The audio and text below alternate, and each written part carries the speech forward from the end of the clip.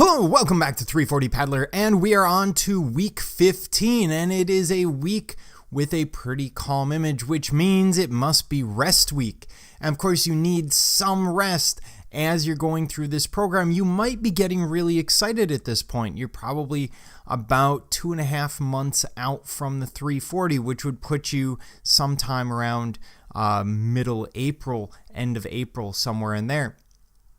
I might be really off there too. So anyway, this is rest week, but we have a lot more components going on now than we did in week 10 and week 5. So rest week becomes a little more complicated. First, let's talk about cardio. Cardio, we're following exactly the same rules. Now, week 14, for the group who are just looking to finish to about 60 hours, you have been doing the same cardio for a few weeks now, and that's fine.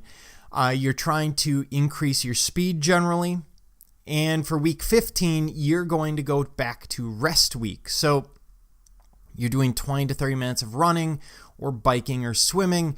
You're going to do it slowly. This is a recovery run, so you don't want to crank up the heart rate.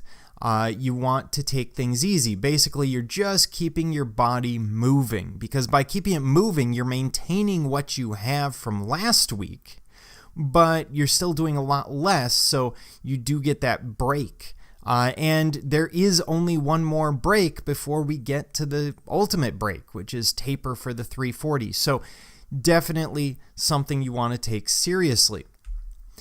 As we look at our progression, if you're looking for the sub 50 run, then you are also on a break week. You're just doing 3-4 mile runs. And again, you're going to try and slow these down.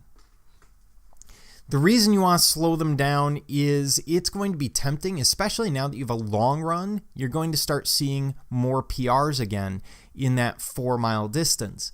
You don't want to get too excitable. This is rest week. I want you to actually take it as a rest week, not as, just a slightly less workout week.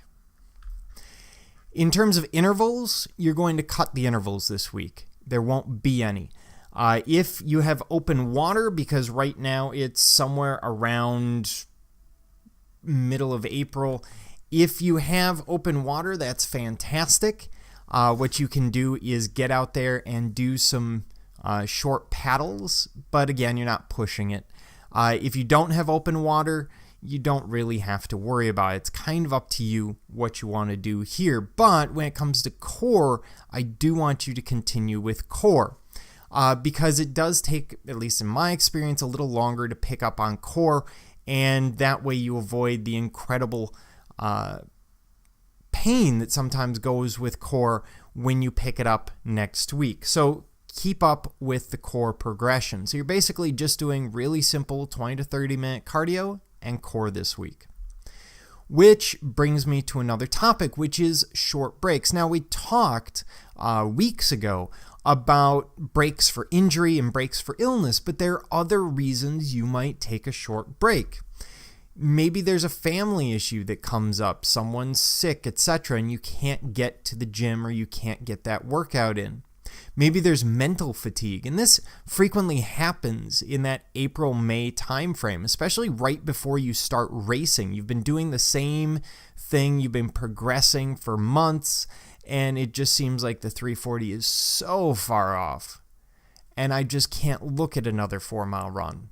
So that's a possibility. You could plateau and suddenly nothing is improving.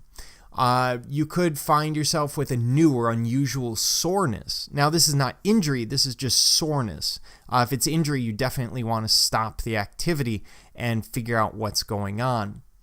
It could be any number of possibilities that you decide to take a short break. If you do, I find that 2 to 3 days is a really good time frame. So, for example, if I get busy with work and I can't work out, I try to jam all of that busyness into this 2 to 3 day period. Now, I have a little more flexibility than a lot of people with work, but you get the idea. If it's a mental issue, you just don't want to work out, sometimes 2 to 3 days is enough. Sometimes you might need 5. Either way, when you return to the workout, because it's not injury based, go ahead and just pick up with your next scheduled workout. If you do 7 days or longer, same thing, but you're going to adjust the expectations. So if you were running, say, a 32-minute 4 mile, the next run back, you might sit there and go, you know what, I get the time that I get. And you're not really going to time it. You're not going to worry about it. And you'll take a couple of runs before you start getting competitive with it again. Now, these breaks can be really important. I've run into situations where I've actually burned out in training simply by doing too much or not listening to my body or my brain or my wife. That last one generally is kind of a bigger issue. Anyway, so make sure that you are taking these breaks when you need them. That's part of the reason I'm building in these rest weeks, is to build in something that you can look forward to and say, okay, I only have to survive 1 more week and then I get a nice rest.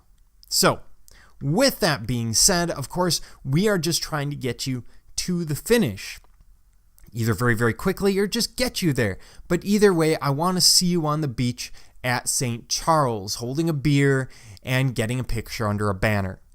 So, until next time, if you have any questions, comments, concerns, quarrels, qualms, quandaries, curse words, please leave them in the comments below. Otherwise, this is 340 Paddler, hoping that you keep your paddle in the water.